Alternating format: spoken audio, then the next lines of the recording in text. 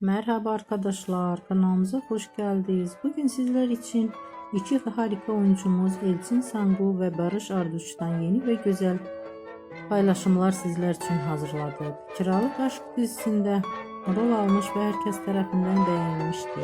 Biz de sizler için onların güzel ve romantik karelerini hazırladık. Bu videoların devamlı gelmesini istiyorsanız kanalımıza abone olup yorum yazmayı unutmayın.